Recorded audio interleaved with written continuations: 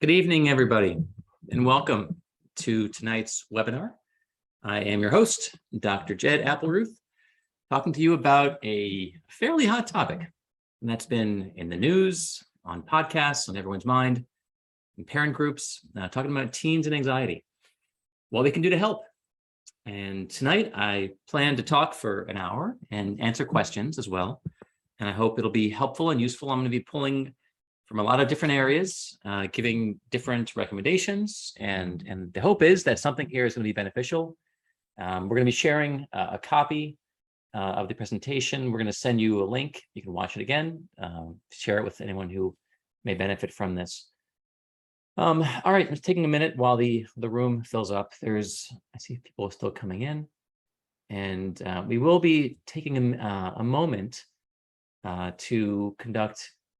Let's wait a couple more folks coming in here. Okay, that's probably pretty good now. All right, let's just take a second and let's do a quick poll. It's literally like 4 questions in all of 30 seconds. Are you a student, a parent, a guardian, an educator? Then if you have a student, are they in college, high school, middle elementary? Next one. Do you want any help in the services that we provide at Applerouth? Test prep, academic tutoring, EF coaching, and then do you want us to reach out? Yes or no? And that's it. So that took all of a few seconds, and now we're back to our topic at hand. So anxiety. Let's jump right in. Something that has been on our minds this past 2 years as a society. There's been a lot of anxiety, and it's not surprising that our kids are experiencing more. I think collectively, we as a people have been experiencing more. It's showing up in many different areas of our lives, pandemic, politics, and beyond. So we know that anxiety has always been a major part of the fabric of American culture. Popping Xanax and anxiety medication. We take more anxiety medications and have more diagnoses of anxiety than any other society on the planet. It's a American phenomenon, and it could be just based on our status, where we are in the world, how we interact with the world, levels of resources, information, everything else. But there's a lot of anxiety in America. And we've seen it on the college campuses, where a lot of our students are grappling with anxiety, as well as depression, other issues. And we're seeing it in high school with our teens. We've all seen this. There has been measurably a decline in the mental health of our adolescents and teens in the last decade. It's been aggravated by the pandemic, but higher rates of anxiety than before, higher rates of depression, higher rates of suicide. The pandemic turned everything up. And this is a very big topic. And there are people who are looking and saying, it's the smartphone. Other people, it's other factors, technology. It's Facebook, it's XYZ, it's the speed of life and change.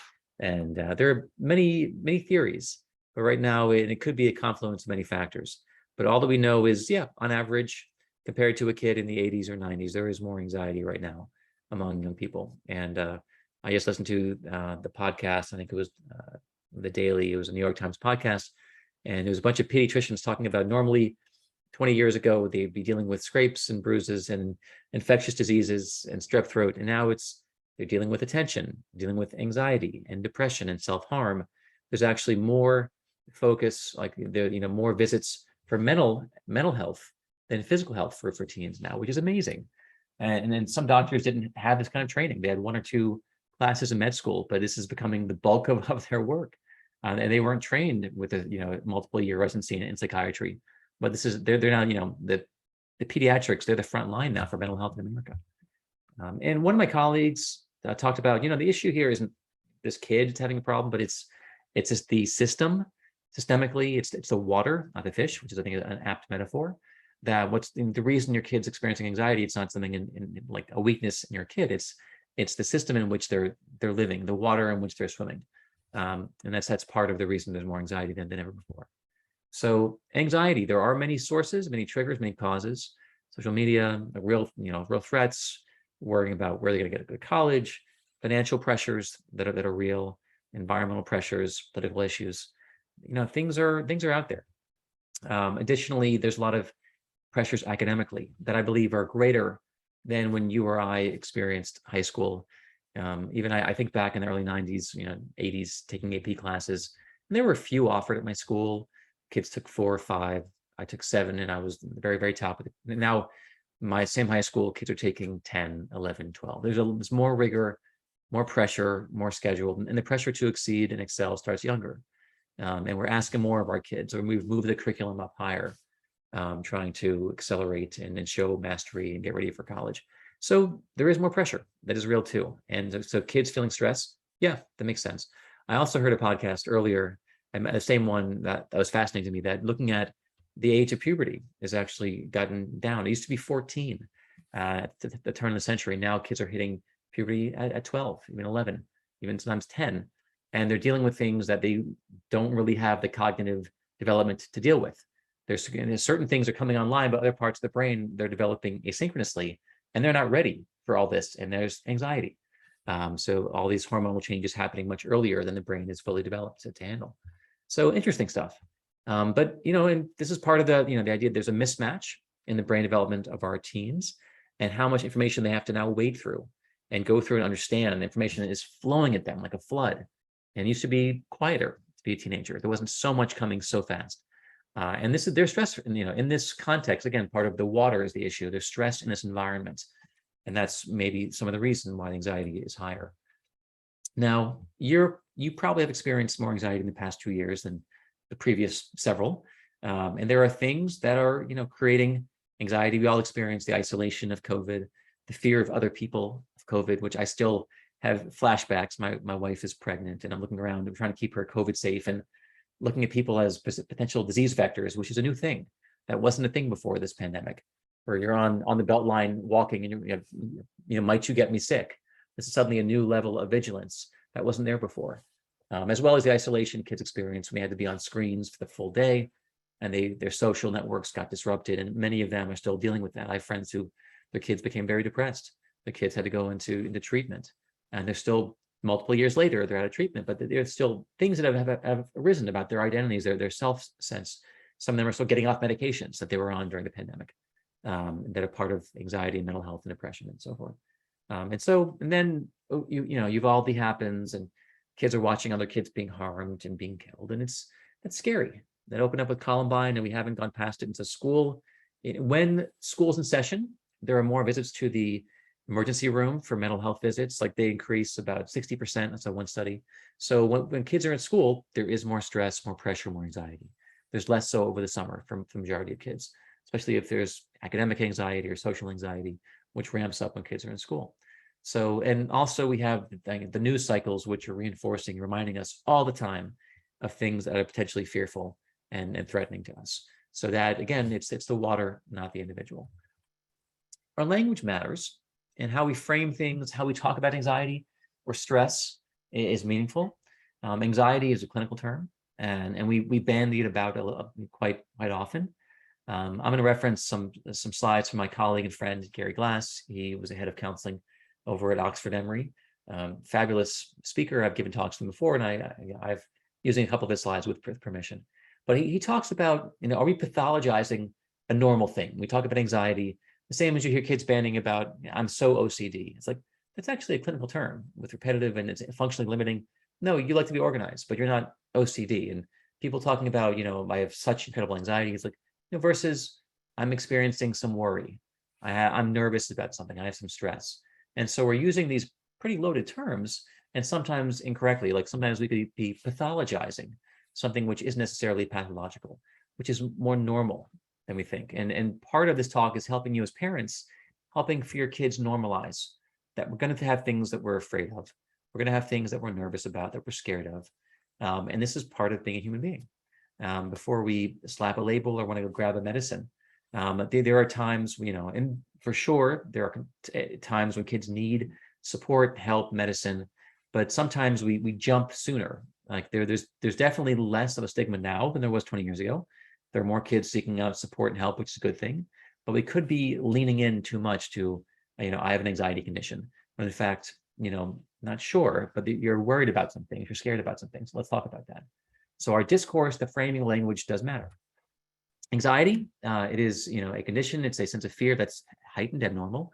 You're extra nervous, apprehensive about what's coming in the future. You're not trusting what's coming. You're nervous. It's not in your control. You feel powerless. There are things out there that may hurt me in some way. That's anxiety. And versus stress, it's just a normal emotional reaction. I feel stress. Organisms feel stress. Dogs feel stress. There's a perceived or actual threat, and that's real. That's here. Anxiety, the threat is in the future, and there's danger coming. And one of the challenges, like when you feel stress, you can respond. When you feel anxiety, you're losing that sense of that locus of control of what I'm not sure I can affect change. And often I think about like climate change. There's a big thing coming. The Adam McKay movie, it was a meteor coming, and it's so big and so huge, and you feel anxiety. Like, what there are things that are beyond my control, and what can I do? And that's when it starts becoming more, impactful, more fear-based, more, more anxiety.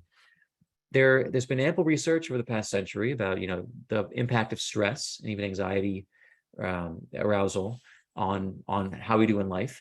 And we need some stress. We actually, whether you call it stress or anxiety, we need some level of some pressure. We do our best work with pressure. We have more meaning in our lives. We have some pressure, some stress.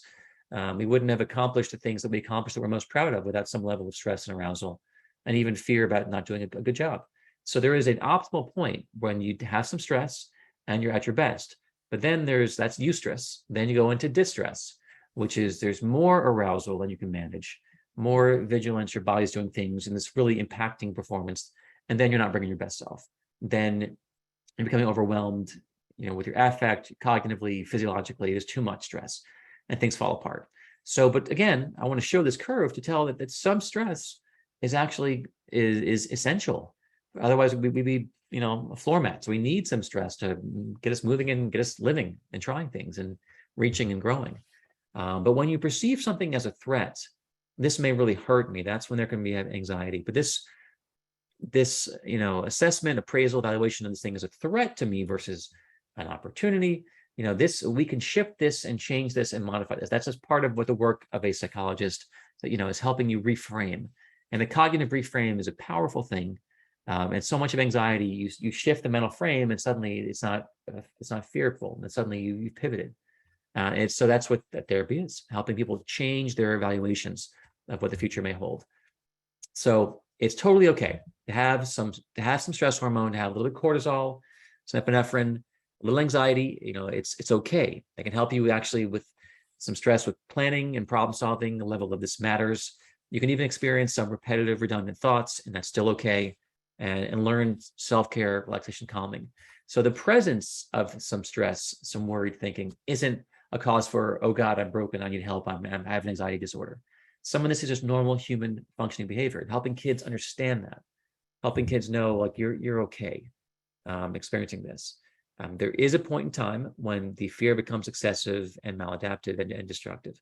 Then your problem-solving centers become deactivated, they go offline. You're just so in the fear and the feelings, you can't solve problems. Self-trust gets blown away, and you're just imagining that it's going to be bad. Everything, you can't imagine a good outcome. And that's when kids may need some help getting out of that kind of rut. And so, when it disrupts your functioning, you'll notice things happen academically when there are big changes with your kids. Socially, they begin to withdraw. Suddenly they're not nearly as social. Like there's something happening beyond just a change in friends. Their health changes. And this, I've seen this before personally. I've seen friends where their sleep patterns get really disrupted. I had a friend who actually took his own life. It was during the pandemic, but his sleep got crazy. And I was getting calls and texts at the wrong time. It's like something is really off. And again, when there's real changes to physiology, like something's happening here. Appetite, not eating the same, having massive changes in appetite or diet, and other health concerns. So that's when this becomes an anxiety disorder. That's when it's time to really get some help, when we can't ignore this one.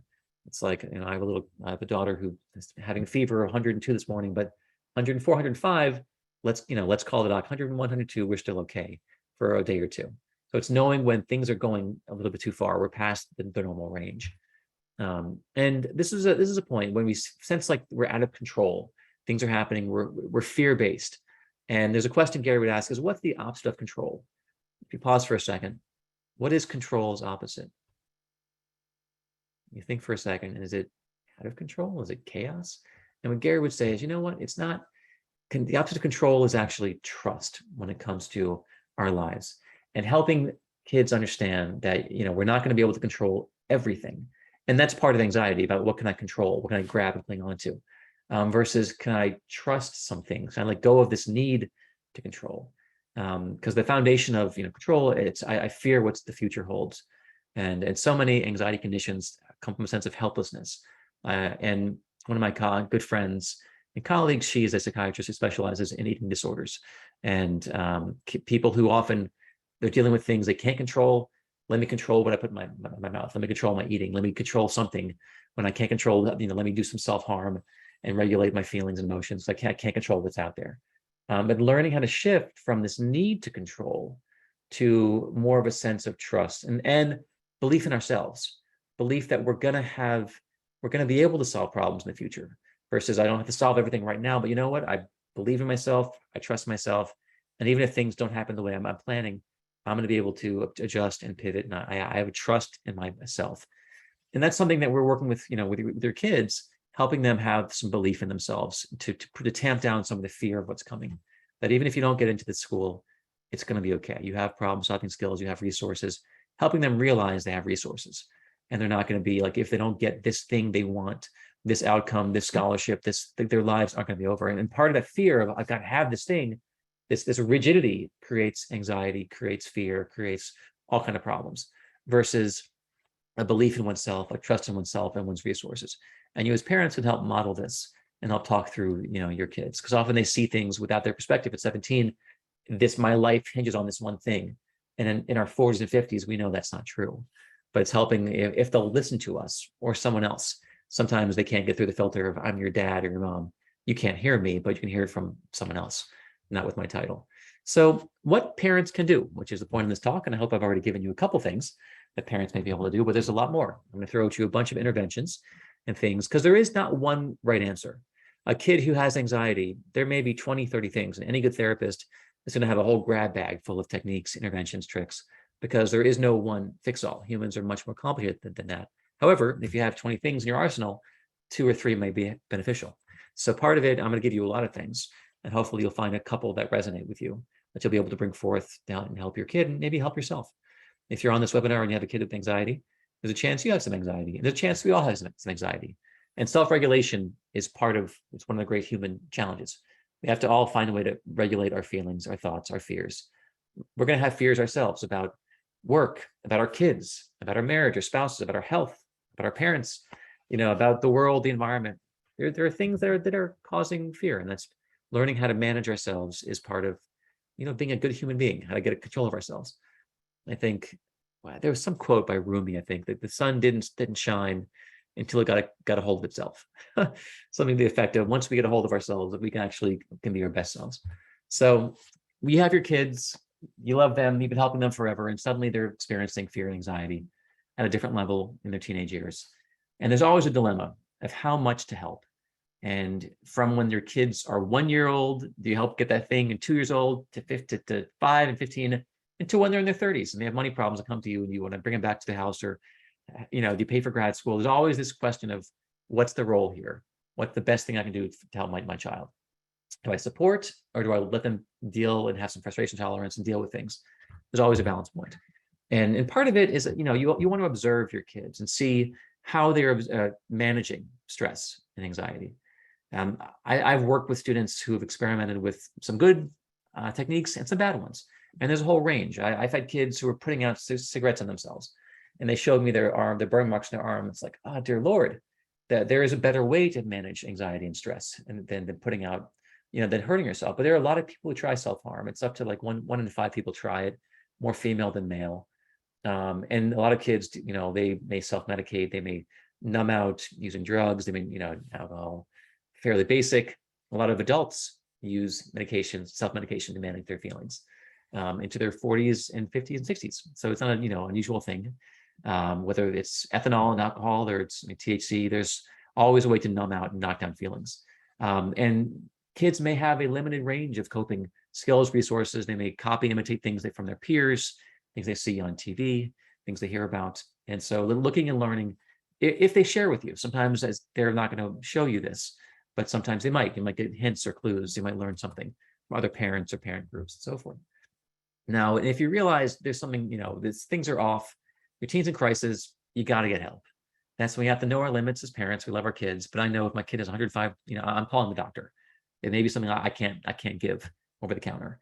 There are times when urgent measures are, the kid may have to be hospitalized. I've seen this too. People who are talking a big game about self-harm, and you don't know. I mean, suicide and ideation and attempts, they're up. That's real. And our biggest terror is our kids hurt themselves or take their lives. And one of my students I've worked with last year, like one of her best friend at school took his life as a sophomore, which is like the horror of horrors as a parent. And so part of it, there are times if it's let me get some more help. This is beyond my pay grade, and that's so there's anxiety, then there's self-harm levels, and that's when you have to up a level. And so pediatricians are often the first line of defense. They handle most first calls, but then there are social workers, counselors, psychologists, psychiatrists, and sometimes it's helping someone stabilize in the short term, and then we can start building skills in the long term. But it may be a medication, may be essential right now to keep them going, and then we can work on all the skills, which will help them throughout life, because self-regulation is a lifelong process. So CBT is one of the primary ways we help manage anxiety with young people, learning how to, what are our thoughts, how they affect our behaviors and our feelings. It's all connected. And you can approach changing anxiety through any one of these areas, like what are you doing, your behavior, what are you thinking, how are you feeling? There are always many ways in changing, your environment, changing the thoughts you have, thought replacement. I'll do a whole part on self-talk coming up. DBT is also a very, very popular modality. My brother is finished his training as a therapist, and he's doing a lot of DBT work with his clients. And Marsha Linehan developed this. She had a borderline personality, which is a lot of self-harm, a lot of suicidal ideation, a lot of self-loathing. And her big gift to the community was learning how to tolerate some distress, that it's okay, that we can handle some pain and some discomfort. And we're going to have to, because it's part and parcel of life. There can be emotional pain, mental pain, physical pain. But how do we manage it without reaching for things that hurt us? And learning how to sit and understand our triggers, understanding how do we soothe ourselves, how do we nurture ourselves back, how do we grow ourselves back up when we're in a regressed, scared place and we can't find our adult. How do we find that inner wise adult to help us back out? So DBT is great for all kinds of people. CBT, these are the primary forms of therapy that we're working with these days with anxiety. And stress tolerance, learning, because again, my student who was using cigarettes and burning his arm, it's like that was one way to manage, pain, mental pain, for having some physical pain override that, and then getting the endorphin after the pain resides. But there must be a better way. Can I teach you about meditation or deep breathing versus self-harm? There are alternatives, and learning how to do that. As parents, you have a role to play, if your kids will engage with you, of talking about anxiety. See if they're aware of what triggers, and it depends upon the rapport you have with your kids. I think it's always helpful if you share their own stories, things that make you nervous, things you're scared of, times in your life when you had real anxiety or fear or stress, to help the kids realize they're not broken. This is just part of being a human being. Sometimes if it's a school-based academic anxiety, you can help the kids, provide more resources, smooth things out. If it's more social, you may be able to help your kids find activities where they feel good about themselves, purposeful, meaningful, competent, efficacious, all these things. Marsha Linehan, part of her big work was about validation. And if your kids come to you, and again, they're teenagers, and they don't have the perspective and the wisdom that we have. And I've heard some students say very silly things like, where I get into college will determine the rest of my life. And it's like, wow, you have no idea, but you're 17, and of course. Or getting the right dress for prom, or or losing a relationship with a teenage love.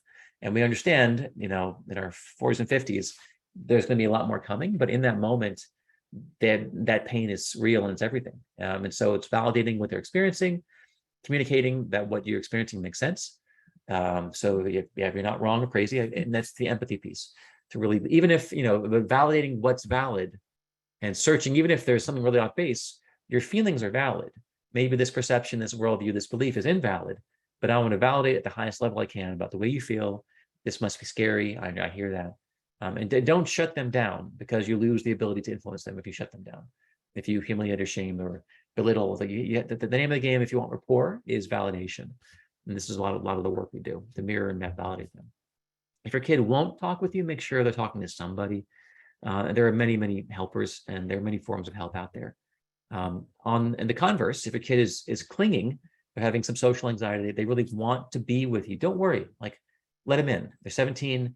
It may be a regression, but throughout our lives, we go forward, we regress. It's part of, we retrench, we go back home. Spend time with them if they want to, if they're seeking out your company.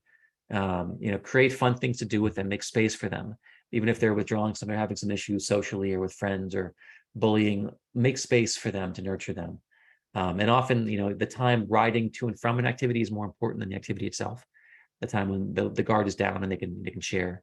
Make sure you aren't on your phone when you're driving with them, and you talk to them and engage with them. And also give kids permission to say no. If they need downtime, they need to check out, to walk away from things, it's okay.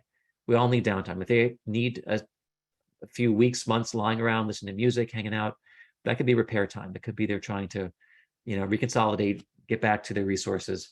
Don't be nervous if they need to downshift for a bit. And again, for a bit. And this is not their whole lives are getting crazy and they're not sleeping and they look thin and not eating. But if they just need to decompress and down, that's okay too. So it's a balance of when it's too extreme and when it's okay. And this is a judgment call. And if you need help, you can talk to someone about that. And then sometimes there's anxiety that's more social. Again, one idea is helping kids get settled in, helping them ground themselves before there's something that may make them nervous, help them get there early.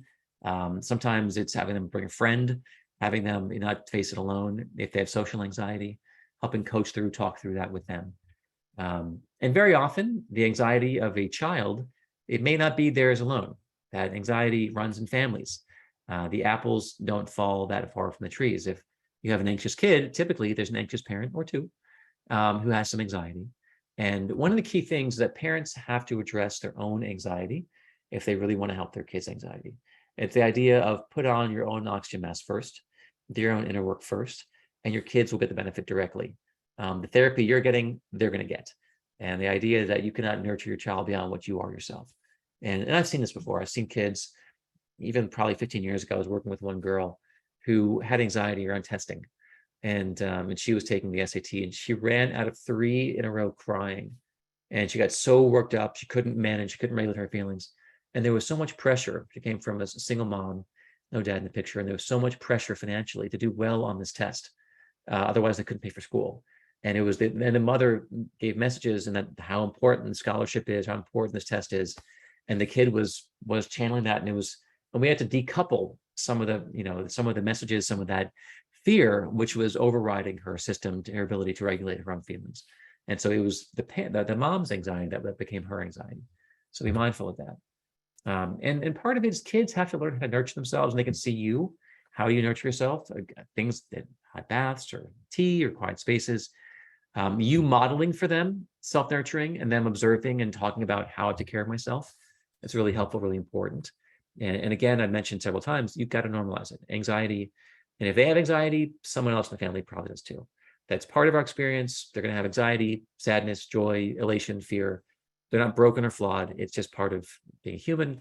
And if you have stories, if you have some, when you were in grad school, when you were your first job, you moved to a new city, whatever it is, you have 3 kids and you're working, like tell your story about your anxiety.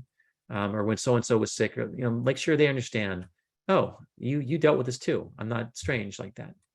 Model coping skills and show them again, take a walk, deep breaths, things that you do, they're always observing, you're always modeling.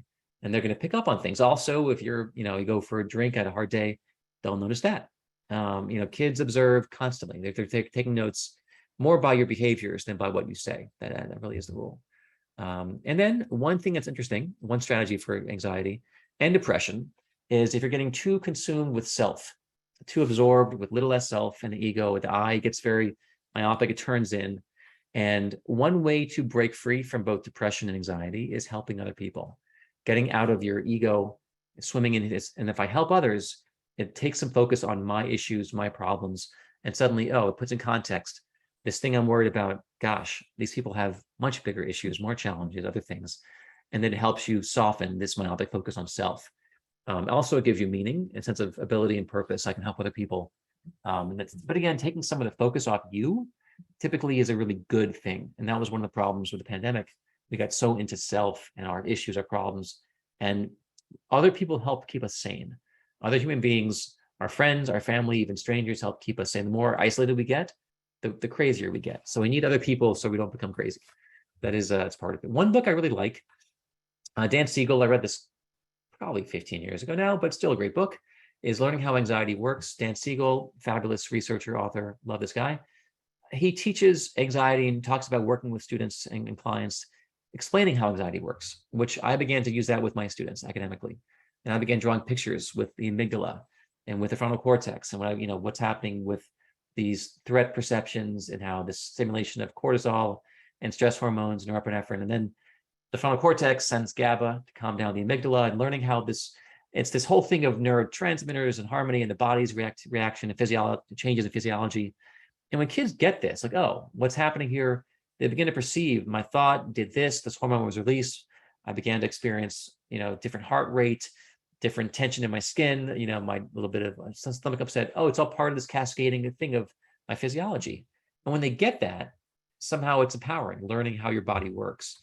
And I've, for many of my students, explained to them, this is the amygdala.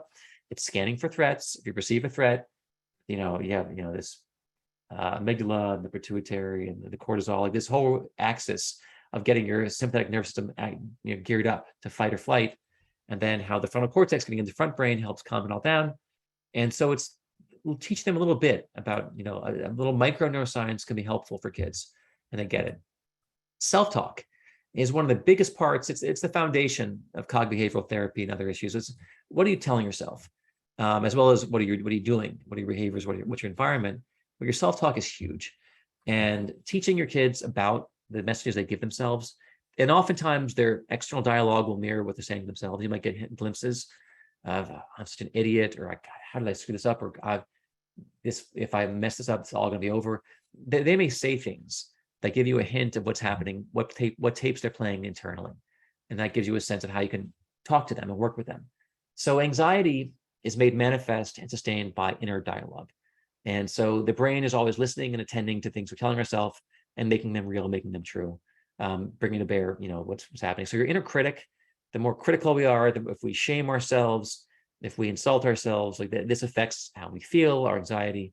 And there are ways that cognitive behavioral is kind of replacing those thoughts, changing those thoughts, let me have a different thought, a better thought, upgrading that thought, but being mindful and focusing on it in therapy of, how to attend to this and not ignoring it. That's why I like journaling. I like therapy. I like shining some light on what's happening internally, especially if it's excessive rumination, it's going through circles. Stop it, focus on it, and then understand it. So limiting self-beliefs, overgeneralizations. I always screw this up. Black and white thinking, dichotomous thinking is really a big thing to look out for. If it's going to be over if I don't get in this thing, or, oh God, God forbid, and it's really awful or amazing. And that kind of versus the whole universe of gray, which as adults we understand is real. But teenagers often get in this or that. It's going to be amazing or horrific. And that can be anxiety inducing. So also help minimize comparisons with others. The more comparison they're doing externally, how I'm doing vis-a-vis this group, that's anxiety inducing, because you can't control other people's performance. You can't control your own to a certain extent, and how you do vis-a-vis your past experience. So the more external comparison they're doing, typically the more anxiety they're going to be experiencing. And females do more of this comparison. They know where they are in the pecking order, and females also experience more anxiety. And that's something to think about and talk about if they're really externally focused, helping them bring back and recenter, because that's a recipe for anxiety. Dichotomous thinking, yes, no, good, bad. I mentioned this before. Get them back on the grayscale. And Albert Ellis, one of the fathers of cognitive behavioral, talk about be careful of catastrophizing, awfulizing, or masturbation. It'll be absolutely awful. And these are irrational, extreme beliefs.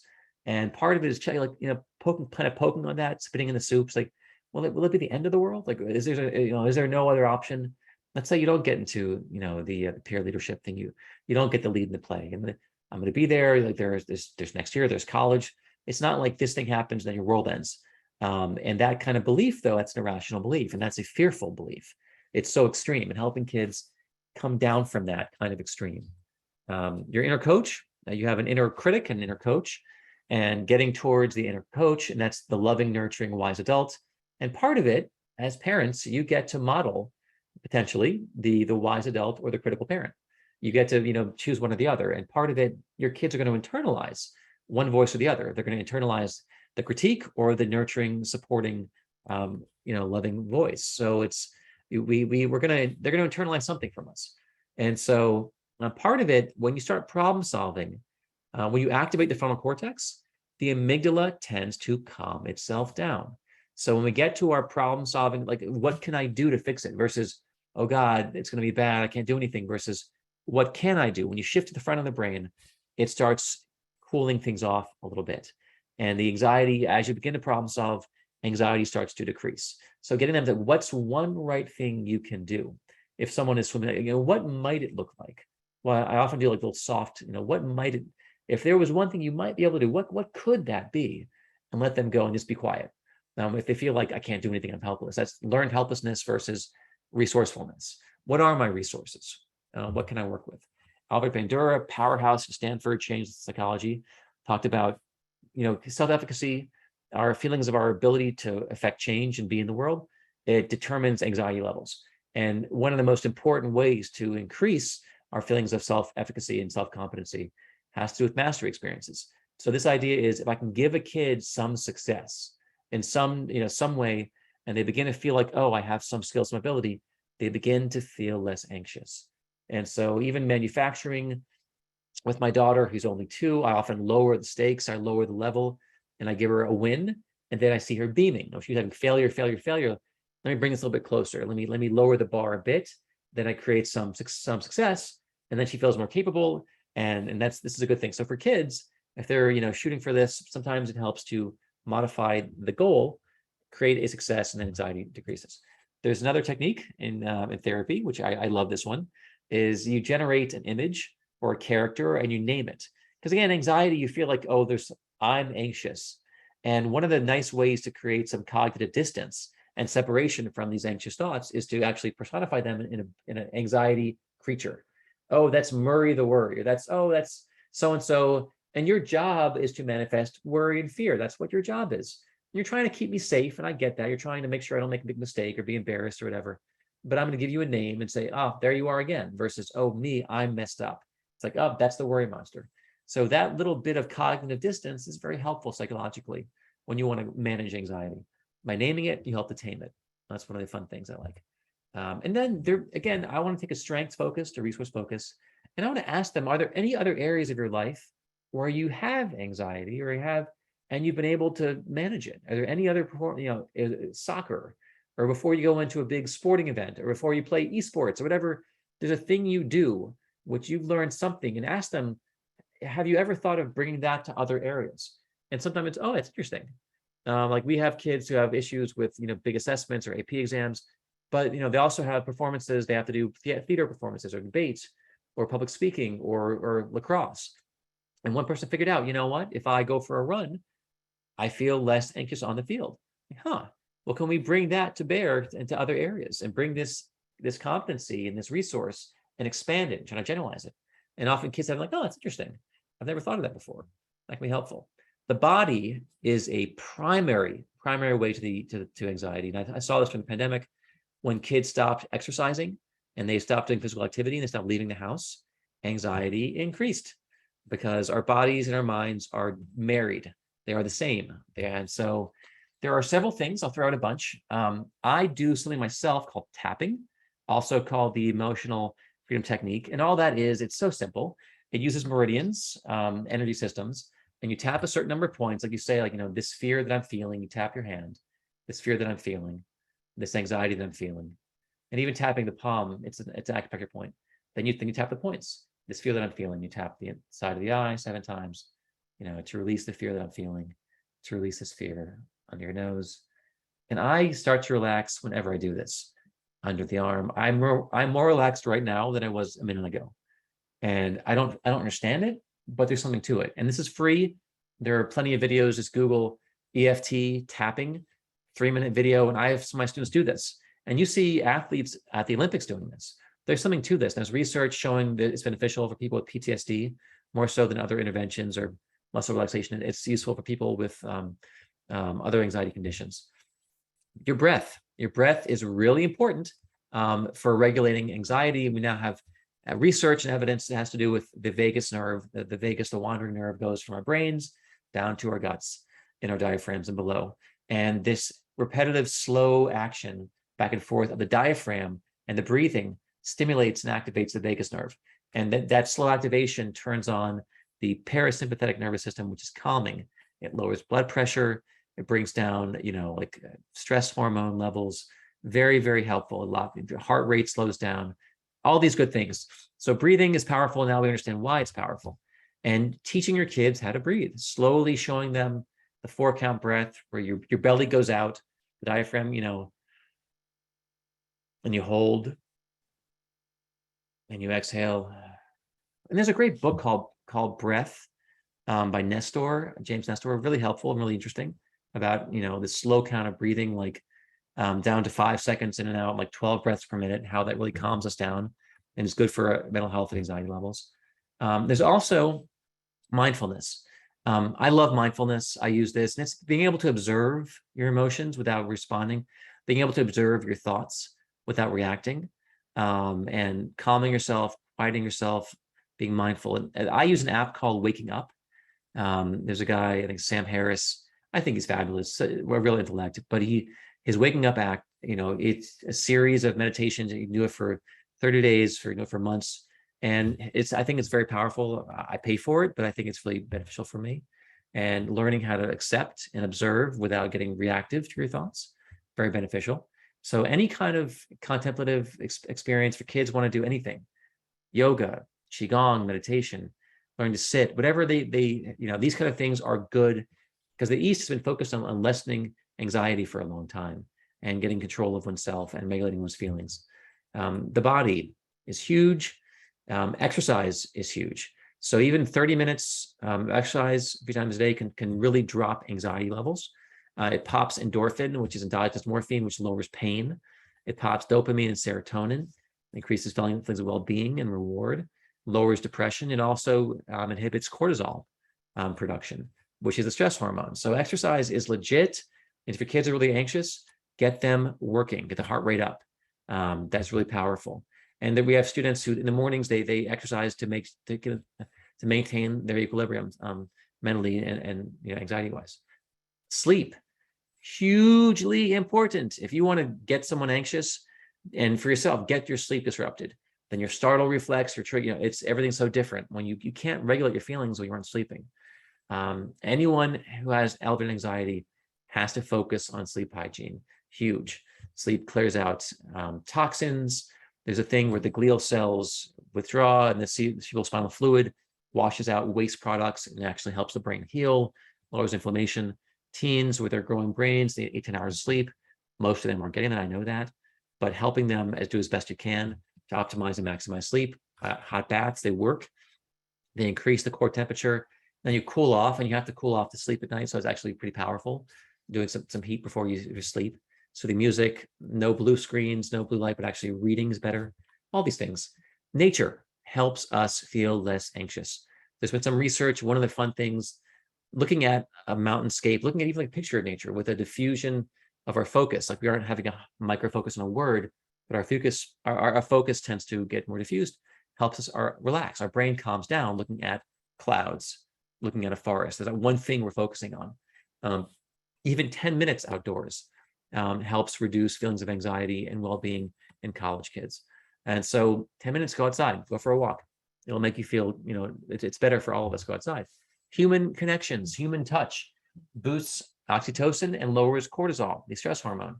And so petting a dog, putting your hand on your own chest, and holding a hand of someone makes us feel less anxious. It is clinically proven. There are people, we pop them into an fMRI machine and we have someone hold their hand. We give them shocks, they get activated, we hold their hand and their whole body calms down. So human connection, human touch, it's how mammals do it. It's how rats do it with their pups when they're stressed. It's how mothers and their babies, and human touch makes us feel less stressed. What you eat impacts anxiety. A very imbalanced diet, a lot of sugar, inflammatory foods, versus a more balanced diet and the balance of protein and sugars and carbohydrates and fats, as well as hydration. When you get really dehydrated, it affects your mental health and your mood. Good hydration lowers anxiety. So all these things are what, our bodies are, again, our bodies and minds are the same. So you mess up one, you mess up the other. Havening is a very simple intervention. And it's, I do this sometimes, where again, self-touch works. And there are certain nerves, the afferent nerves, that slow repetitive patterns. Like you do this with a baby or with your spouse when someone's stressed or someone dies, you kind of do a calming touch. And there's something about our nerves and signals to our bodies when we have a calming touch from when we're infants and beyond. So havening just says, let's use that. And face havening is slow. And you may realize when you're stressed, it's automatic, like kind of the slow calming thing behind your hair. Then your hands together back and forth slowly. Then your arms doing the slow. This is anxiety reducing. So havening, look it up, Google it. There's a YouTube video. Very simple. It's free. Then there's biofeedback. There's something called the heart math solution. I do this where it's trying to get you calming your thoughts, and like you put your hand on your chest and you begin like imagining you're breathing into your chest and into your heart. And you're having calming thoughts, thinking about someone you care about, someone you love. And I have this silly little biofeedback device, which I put on my ear, and it tells me my heart rate variability. When I can really calm myself, this biofeedback shows me my heart rate variability gets really calm.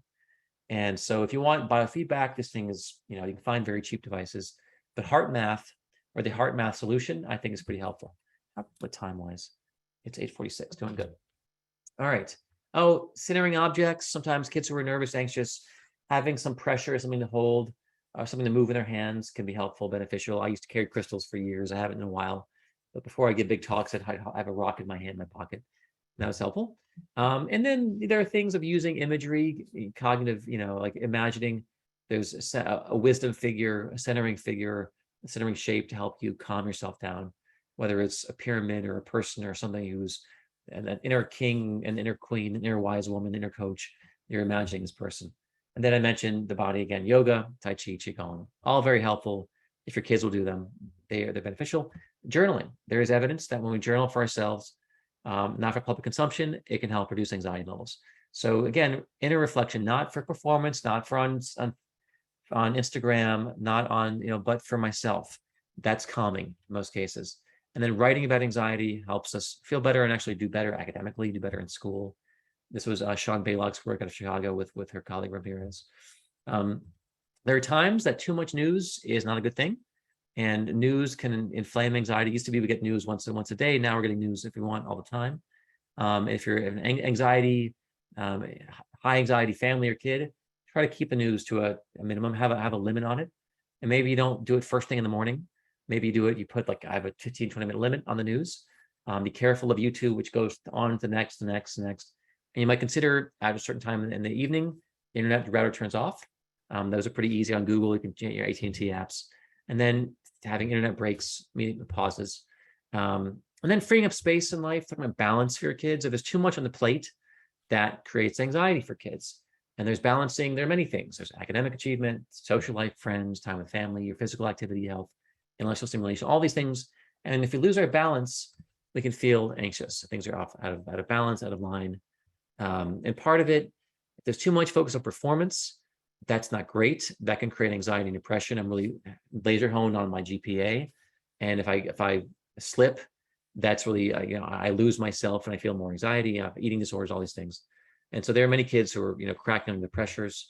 And so if you're overscheduled, you're low in sleep, there's too much. So if things are really out of balance in their life, so their life wheel is not balanced, that can create anxiety. So part of it is reducing things, cutting things off the schedule, helping kids talk through.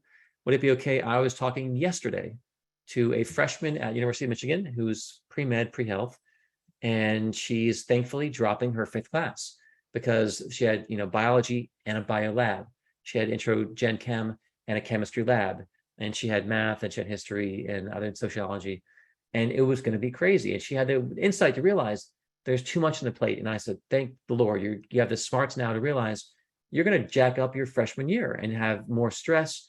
Who needs that? And she talked about maybe we can take this and move bio to the summer or whatever, but less is often so much better for kids, their mental health, their enjoyment of their lives.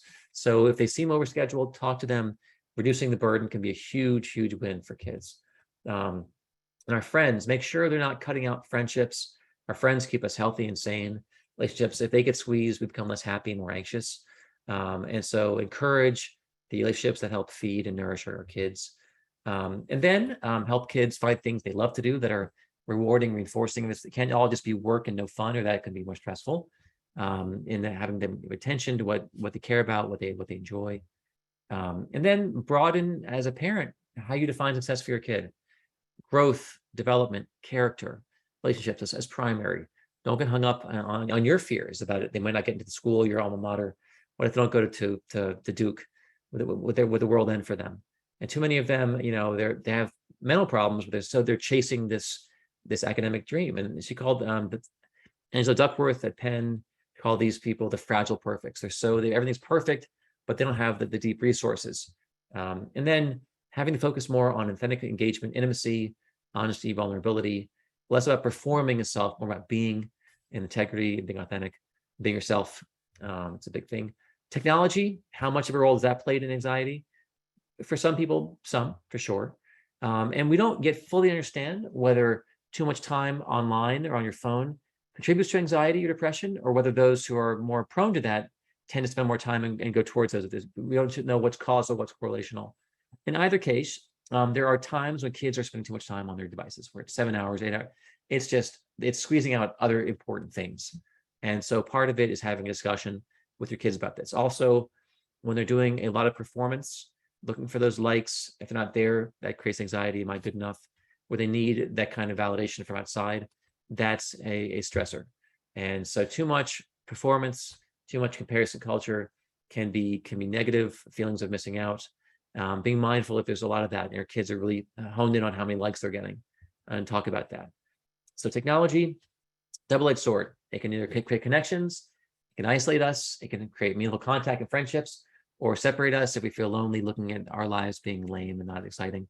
So talk to your kids about how technology impacts them. If they feel better, worse, more anxious, less anxious, and just engage them. Do you feel better or worse after an hour on Instagram? Are you avoiding things by spending more time on here, and so forth? And then make sure they're not losing exercise, sleep, other things by focusing on their devices. And then friendships. They are a strong network of peers and friends, can lower anxiety. Make sure you encourage your kids to have the good friendships, the meaningful friendships. If you see it, and model this by you having your own friendships and showing them the value and importance of your male friends, your female friends as you get older, beyond just a couple. Encourage that development. It's protective for our people. At Applerouth, we focus on the science of learning and the art of human connection. That's where we meet. We offer 3 services. We help kids with academic tutoring, with test preparation, and we coach kids on EF coaching, on managing their resources, making sure they're in balance. And if we can help you in any way, we would love to. So that's what we do. We help kids. Let's talk about our Q&A. All right, there was a question. What was the name of the book again? So let me give you some books. Some books I like. There's a book that I think is really helpful called Mind Sight, MINDSIGHT, by Dan Siegel, MD. I think he's great. Whatever he writes is fabulous. He's a neuroscientist, but also big into the brain.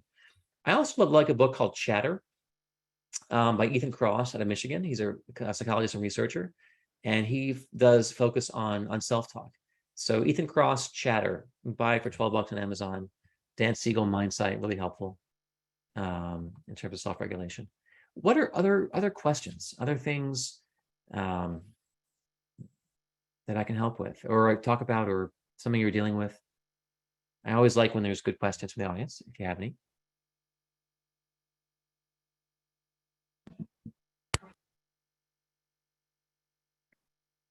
Okay. And there may not be. There may not be any. Oh, here we go. What advice would you have when someone gets anxious and just seems to shut down, just get tired? I find it hard to journal about my thoughts or make the anxiety go away. And then, and so part of it, there is a place for resting, where sometimes something, journaling, to your point, is active and it's engaging. There are times I need to just sit or lie down or play music, and that is totally okay. And that's, again, learning what you need, nurturing. There are times I take baths and I love them. I throw in Epsom salts, and there are times I play music and I get a candle. I calm myself down because my mind tends to go pretty hardcore, as I'm sure many of you. I have a lot of monkey chatter, and internally, and so learning how to quiet myself down is really important. And I can get off on fear-based stuff as well, and we all have our anxieties. So there are times journaling is too active. Just calming your system down is really powerful and beneficial. So I think that there is real benefit in that. How do you try and help a teen who resists everything you suggest? And this is tough. And I know that kids need to individuate, and they need to separate some from parents, because they're going to be on their own pretty soon. And so that's part of their developmental need to be an individual. So if they can't hear it from you, can I get someone else, some other adult? You may talk to them. It may be like one of my tricks is I always lead with vulnerability. And I try not to come from, I know more than you, I'm the more expert, but I come to them, I talk about my areas where I failed, areas where I'm vulnerable, areas where I struggled and suffered through. And that often gets their attention. Often that breaks through their filters. It's not mom and dad telling me what to do again. It's, oh, they're really sharing about their experience. Not I know everything, but here's an area I really struggled here. And, I've noticed some things, and if I can be a resource, I want to help. I love you, and I'm here to be as supportive as I can, but know that, we all go through our struggles, and I've had mine for sure. Maybe you aren't aware of all the things I've had to go through. So that may be a way in, versus like you're telling me what to do again, mom, stop. These tips are to keep. What if my teen has social anxiety and it's hard for her to make friends? And this is real, and you can do so much. You can set things up. Again, part of, if there's, having them go early to things, learning how to get themselves centered before they, the self-nurturing, so they go in there in the best mindset, doing some support, some coaching, again, bringing a friend. But if they, making friends, if you see the glimmer of it, encourage it, reinforce it, talk to them about it. But there is a point in time when you can only do so much. And if it's really extreme social anxiety, it may be time to talk to someone who can help and experiment. And it may be, as a parent, you're limited in what you can do, but a different kind of helper could be more beneficial. So be mindful, but try and talk to them and be real with them. How do you manage reduce self-hate in a 16-year-old girl? She happens to be smart, loving, beautiful, and talented, but cannot see it in herself. And a lot of that, a lot of the self-shaming, there's a culture of comparison and judging oneself by external standards of beauty, intelligence, interesting, FOMO, my life is lame, I'm lame. And part of it is doing more. It's the relationship, you modeling for her. Of course you love her, but like, you're my parents, of course you love me. That doesn't count. But I think part of it, you have to model for her self-worth and self-love, and the way you talk about yourself. Could be being thoughtful. Again, you're modeling, they're always listening to how you talk about yourself. If I don't know, I guess engaging, talking with them, and even if they're okay talking about what messages they're getting and how other people feel about themselves, in areas that of self-love and nurturing and self-acceptance, and talking about self-criticism and self-loathing. And again, if you can share your experiences about areas where you are highly self-critical, self-loathing, or times in your life, and I had to work through this. When I was 22, I was very judging. I felt less than, I felt below others, and I had to work through that. So maybe you sharing your story could, again, jump through the filter, if there's any area where you have experienced this yourself. And of course, loving them, supporting them, but yeah, trying to get through the filters when they can be very strong in kids. So my 17-year-old thinks she has anxiety and wants me to find a therapy for her, but I think she spends too much time on her phone in her room. And it depends upon if there are resources. Sometimes talking to someone, in my experience, isn't always a bad thing. It can be beneficial. Every time I've gone to therapy in my life, it's been okay.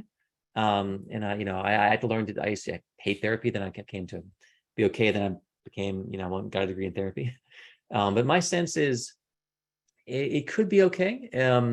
Talk to her, and engage with her about technology and about the phone use and about isolation versus connection, and encouraging.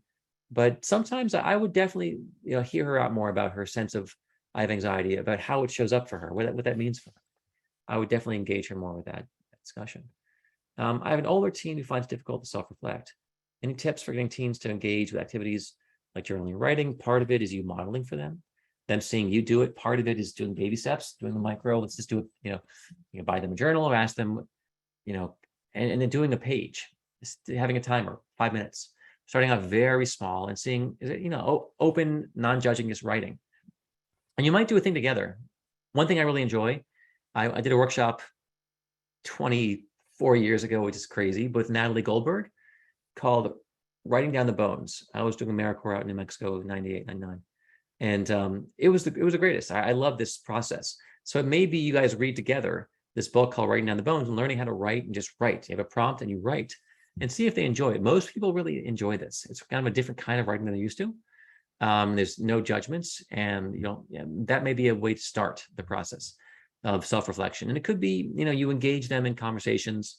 Again, while you're driving somewhere, or on a mountaintop somewhere, walking somewhere with them, when their phones are, and make time for the phone fast, for internet fasting. Have a moment with them when the devices are off. Could be a dinner, could be you're with them. You have let's schedule, me and you for a couple hours. Let's go do a fun thing and then talk to them. And that could be helpful. Are you saying that anxiety can be resolved, cured with the right tools, or is it a lifelong management thing? Well, different people have different levels of tendencies. We do know that anxiety, some of it is genetic. We are predisposed. Some of it, there's been all this research of, looking at our DNA, our epigenetics, what happens with our environment. But for sure, you can reduce it. You can make it more manageable. Can I wave a wand and suddenly you were anxious and now you're not anxious? Part of it has to do with the conditions. There are certain times in life, in this context, I'm not anxious, but suddenly I get this diagnosis. Suddenly this thing happens financially. Suddenly this thing, and now I'm anxious. And so I feel like it's to say I'm done with anxiety. I'm not sure that's a thing. It could be externally, things happen politically. Something happens on the Supreme Court and wrote instead of this, or the environment, there's this new, now I'm anxious. So cured is a strong word, but I'm going to experience it less and have it be less functionally impairing. So I feel like anxiety is part of the human experience, same as happiness and joy and fear. Like there are spikes, and when we're afraid for our kids, afraid for ourselves, afraid for our spouses, whatever, and that's, I have some anxiety here. But I feel like learning self-regulation, self-management, these tools are going to make your life better, but I'm not sure you're ever going to be free of anxiety in the human condition, maybe part of our human experience. Thoughts on a defiant disorder? My daughter sometimes seems to just be defiant out of spite. Then she apologizes and knows right from wrong, but she lashes out sometimes. And in terms of optional defiance, and people go through things, and part of it is discussing and processing without shame. Like humiliation, talk about, she's trying to solve problems. And emotional regulation, we do also get better at it. Self-regulation, and we get better at managing our emotions until our early 30s. So the brain keeps developing, and at 16, 17, we're not fully formed. And so, these systems between our amygdala and our frontal cortex keep getting more deeply canalized and networked over the course of decades. So they're going to get better at this. And then talking with them, I would say the conversation and what are there other strategies when she's triggered, and having what does trigger her. See if she'll talk with you about this, and what what would she would like to happen instead. Like talking about alternatives. This happened. Would there be a better way that that kind of conversation? Any tips for kids dealing with different binary or bisexual ideas and helping with anxiety or fear of sharing their feelings with others? And self-acceptance is going to be a lifelong journey. People dealing with identity issues, learning, again, this is where a lot of, some distress tolerance, some discussion, the whole Marshall Linehan DBT about acceptance and change. We're going through all this, finding a support system, support network. Anxiety is real because part of it is not everyone will accept you, and you're going in life. Everyone has to deal with at some level self-loving, self-acceptance, and the fight of external criticism. Someone dealing with these issues, there's more of it. So they're going to have to develop a very solid self-structure, and learn how to self-regulate, how to build themselves back up. There is a great book I like a lot called Growing Yourself Back Up by the guy John Lee. I thought it was a great little book. Very helpful when you get regressed, because when someone makes you feel small, how do I get back to my adult self? And I think part of it is engaging them and their, what are their concerns, their fears, what have they experienced, what have they noticed? I have friends who are dealing with this, and it's a journey towards loving yourself. And there's, the criticism of others will often mirror your own inner criticism. Eventually you find a way to accept who you are. And that is a journey and a process. But it's tough when you're a teenager, and identity formation is so tough because we're all struggling. Middle school is very tough. In high school, learning how to fully be ourselves and embody who we are and be authentic and real, not perform a self for others. And this is a lifelong process for many, but we get better at it when we engage with it in a meaningful way. I wonder if you have any practical advice on how to get a teen to do some physical outdoor activities. My 16-year-old daughter has OCD and hates sweating, so she refuses to do physical activities. And hates sweating. Part of it may be learning how to find a place that's cooler than hotter. If it has to be outdoors versus indoors, and maybe a part of the house where you can put a bike and you get a big fan and cool it off. There may be a way to manage the sweating piece. Otherwise, just talking about the trade-offs and benefits and how it can really help you manage the OCD and help you manage anxiety. Doing real good activities and getting the endorphins going, getting the serotonin going, and talking about the trade-offs, and maybe even doing a thing where you do a trial and talk about, and then afterwards, after a week, process how did this affect? Are you seeing a decrease in symptoms of OCD? How do you feel? Do you feel any better? You feel like that even if there's some sweat, which is annoying, you don't like it. Net, is it a positive or a negative? And have them do an experiment. I think all of us were trying to experiment to live our best lives, and maybe engage it like you're a scientist doing an experiment. And let's see if this has legs. And if not, let's try to find a way to keep it cooler for you. But is there, it could be swimming. It could be something else where you're not sweating if that's not going to make her feel bad, but some other way to keep you as cool as possible, or just, trade-offs. And it's worth it. Net. Okay. All right, y'all. It is now 9:07. I want to thank you all for coming out tonight. Please feel free to share this with people who might benefit from this. If you need any help at all with your kids academically, we try to be the one-stop shop for helping kids do better in school. We definitely talk about anxiety and test anxiety with our kids. So everyone be well, have a good night, and I look forward to our next one.